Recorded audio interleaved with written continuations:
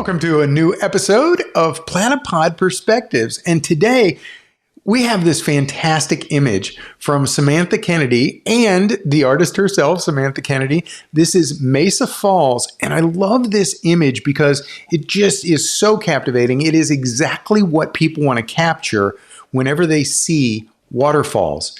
And how she captured it is very important to people like me who are photography nerds. And so today I would love to welcome to Platypod Perspectives the artist, Samantha Kennedy. Thanks for joining us. Hi, Samantha. Hello, Larry. Thanks for having me. Yeah, I'm really glad that we made this arrangement. So where was this? And tell us a little bit of the behind the scenes of how all this came to be. You said you were actually looking for a waterfall? Well, it didn't start with looking for a waterfall. We live in our fifth wheel and we keep just traveling around the country. And we were in Idaho, in Sugar City. And I always get on the maps and I try to find something to go photograph. We took a drive over to Mesa Falls and I was very happy to see the upper falls flowing over so nicely. And once the rainbow was there, I was like, well, I've picked the perfect place to go today. Yeah. So tell people a little bit about how you actually travel, who you're traveling with all the time, what your setup is like on a regular basis, and that kind of thing. Well, my husband and I travel together. He's the driver and I'm the navigator. And I choose all the places we go to and where we're going to stay. So you travel with your husband and you called it a fifth wheel. Tell us what it really is. It's a big 45-foot long RV.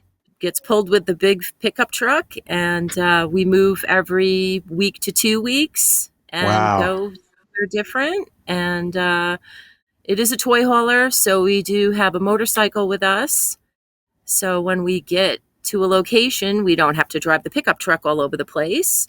We get on the Harley and we go find places that are beautiful, beautiful drives and hopefully beautiful scenery where I can actually get some photographs while we're out on the road. Okay, now I already know the answer to this question, but let's tell everybody, is your husband a photographer and really into this and shoots with you all the time too? No, he is not. So driving the motorcycle part makes him happy and the destination makes me happy. Let's talk about this Mesa Falls image. It is absolutely beautiful. And the flowing water, there's so much that went into this image from camera and camera settings and to how you got the camera to where it is. To get my camera to a location, I can't carry a tripod with me because everything has to fit in the saddlebag of the motorcycle. So I have my trusty Extreme, I have my Platypod, and then I attached the camera once I knew it was really secure on there. And it's not difficult to do, really just locks in here. And now the camera's on, and I could adjust, tilt it, move it back. Once it's all locked down on the rail and really get it where I want it to be. And I shoot in live view because I'm not going to stick my eye up to this while it's on the rail. And the beauty of this camera is I could just touch the back screen and it'll focus and take the image. And I do set it single focus with a 2-second delay so that when the shutter does go off, the camera's not moving from me touching it. I carry my ND filter with me, the holder for my 14 to 24 millimeter lens, and my strap to attach my Platypod to a rail if I have to. And good thing I brought it this time because in this scenario, there was nowhere to set up the Platypod without strapping it to the rail. So let's talk a little bit about those camera settings. That was a gorgeous image. Why do you use an ND filter? What is the magic that it does? I had it at its lowest ISO. I had it dropped at 31. Its native ISO was 64. And I had to up my f-stop so I could slow it down even more. And as much as I tried to do without that filter, it was impossible. But once I got that ND filter on there, I was able to slow my shutter down to 13 seconds. There's no way I could. So that image was 13 seconds long to get that smooth flowing water. Yes. But I couldn't do it without the ND filter. And many times I go out and I don't know where I'm going. And I do stumble upon waterfalls. And I really kick myself when I get there and I don't have that because now I can't do that. And that rainbow was very intense. Was it visible to the human eye, or was that something that was also part of the extended exposure? No, the rainbow was there. When we walked up that trail and got to the top and started walking down along that railing, and I finally saw that side of the falls, I was thrilled to see that rainbow there. Do you have any recommendations? I know that some people they set everything up and they do all their focusing first, then they put the ND filter on because the camera can't do anything after that. So you have to have all your settings in place before the ND filter goes in place. Yet, other people I've talked to have a workflow where they actually can get the camera to do some of its settings with the ND filter in place. What's your setup like? Used to be I'd have to have it off to do anything on my old 750. But I don't know why the Z7 II, I could actually leave it on there. It'll focus through it.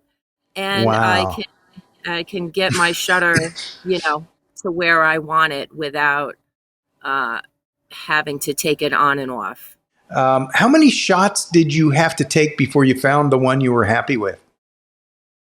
Well, I don't take too many just because my husband is not a photographer, so I try not to, linger too long. I probably took about 3 pictures, and honestly, they all would have been fine. But for some reason, I always like to take a backup 1 or 2 because I can't just run right back there. So I like to have a few with me by the time I get back. It's not like when I was living stationary, you could go out every morning and go back to the same place over and over again. I don't have that opportunity here, so I do take a good at least 3. Okay. So my last question is this photograph in existence because of the special things that Platypod gear lets you do? Absolutely. I couldn't bring a tripod with me. This is it. It's got to fit in the motorcycle. Like, I can't fit a tripod in there. I wouldn't have been able to do it without a Platypod. I wouldn't have been able to do it if I didn't bring the strap with me to attach it to the railing. I love having the leveling on the Extreme and the Platypod Elite, the light up on the back. So that really helps me out a lot too, because I didn't have a horizon line there. Very clever insights. Samantha, thank you so much for this gorgeous image, for sharing with us how you captured it, and for being another valued guest on Platypod Perspectives. We really do appreciate your time today. Thanks for the behind the scenes. I wish you safe travels, and I wish your husband lots of fun with you there on the back of the motorcycle, taking pictures all over the countryside. Samantha Kennedy was our latest Platypod Perspectives Platypod Pro, sharing her images and behind the scenes. Tune in again next time for another Platypod Pro. Who knows where in the world they will be?